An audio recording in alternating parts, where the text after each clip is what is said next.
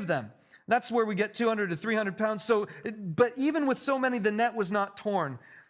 Peter was a beefy dude, hyped up on adrenaline. Jesus says to them, come and have breakfast. And they meet with Jesus. They hang out with him. They have breakfast. He's eating. He's not a ghost. He's eating. He's really there. And it says, this was now the third time Jesus appeared to his disciples. But there's one last little bit that happens. When they'd finished eating, Jesus said to Simon Peter, Simon, son of John, do you love me more than these? Yes, Lord, he said, you know that I love you. Jesus said, feed my lambs. Again, Jesus said, Simon, son of John, do you love me? He answered, yes, Lord, you know that I love you.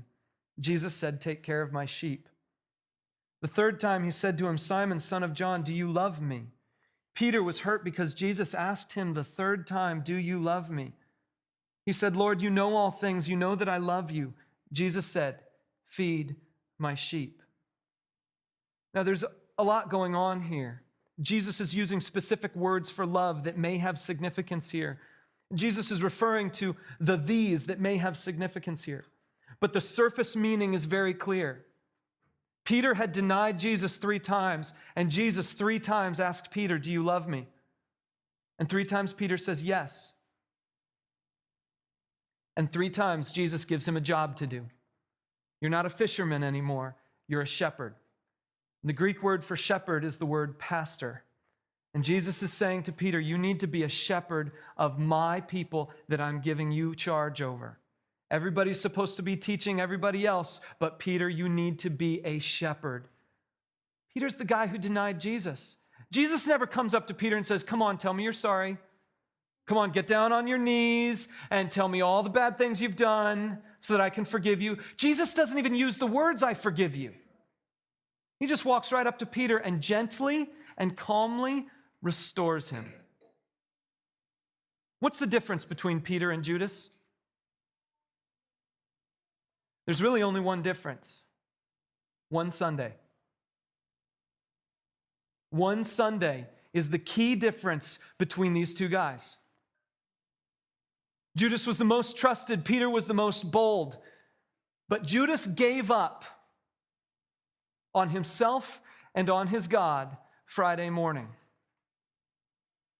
And Peter, for whatever reason, held on until Sunday, when he met Jesus alive again, and then a few days later received this commission.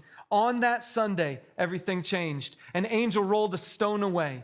On that Sunday, a dead man walked out of a tomb. On that Sunday, the women saw an angel telling them the story. On that Sunday, the disciples in a room saw Jesus personally. On that Sunday, death was defeated. On that Sunday, we learned that whatever betrayals or denials happened yesterday don't matter today because everything is new. All the stuff that happened before the resurrection is part of the old world of death. Now there's a different world, a new world, a world where people come back to life from the dead, a world where death has been defeated and sin has been conquered, and everything is different on that Sunday. That Sunday changed everything. And Judas missed it. Where does this land for you?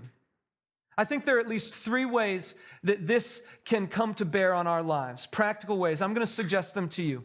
The first way is simply this: one more Sunday of life can change everything. One more Sunday of life can change everything. Some of you have been in that dark place before where you've contemplated, is it even worth living anymore? Some of you know people who've been in that dark place before. Maybe you're even in that place now and you're wondering, why am I even in church? And we're talking about Judas and he killed himself. Listen, every single Sunday is a brand new week. And Jesus, the one who came back to life on a Sunday, has basically said, this is a great day to start fresh. And just one more Sunday can change everything in your life. Just hang on there. Just make it to Sunday. Maybe it'll change everything again, like it did way back then. But more than that, I think this is a little bit more poignant for us today. One more Sunday of church can change everything. So I'm serious about this. I was raised in the church. My dad's a pastor. I've spent more Sundays in church than I can even count. I've seen a lot of church services, and I've seen bad ones and I've seen good ones. I've fallen asleep in church more times than you care to know, and because I've been in many, many services with my dad talking. And no, he's really good, but when I was 5, he wasn't that good. So, anyway, I've fallen asleep, I've been bored, I've been in great services, I've been in bad services, and now I'm standing on the stage and I've taught good services and I've taught bad services. I know my preparation, and some weeks I'm on my game and some weeks I'm not on my game. I know the band. Some weeks they're right on top of it and some weeks they're not. I know the text. Sometimes it works and sometimes it doesn't. Sometimes church is like, yeah, that was awesome, and sometimes church is like, what was that?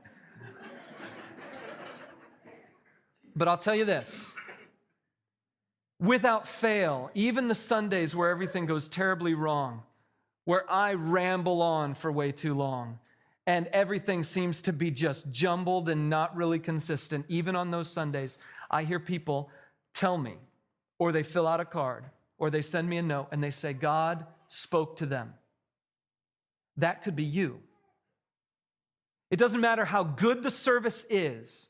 If you pursue God, He will be found by you. One more Sunday of church can change everything. Church isn't the thing that changes you. An encounter with God changes you. And why in the world would you expect to find God anywhere else but the gathering of His people?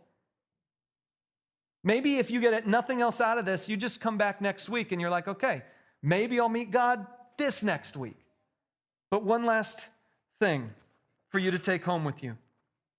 I believe that one Sunday long ago can change everything right now.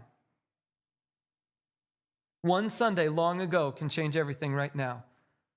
Take a look at this verse from 1 Peter 3:18. It says this, "For Christ died for sins once for all, the righteous for the unrighteous, to bring you to God.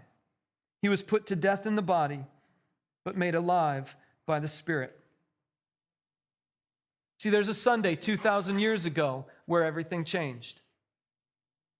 And Peter held on long enough to meet the Jesus who changed everything on that Sunday. And it changed everything for Peter. And if you've never met that Jesus, and you've never made the decision to respond to Him like Peter did, where he said, yes, I do love you. Yes, I will follow you. If you've never done that, then today is your day to do that. Today is your day to take the Sunday of 2,000 years ago and have it be the Sunday of today, the Sunday that changes you right now, and say, yes, today I'm making a commitment to follow you. Because that Sunday doesn't have to stay in the past. It can be present.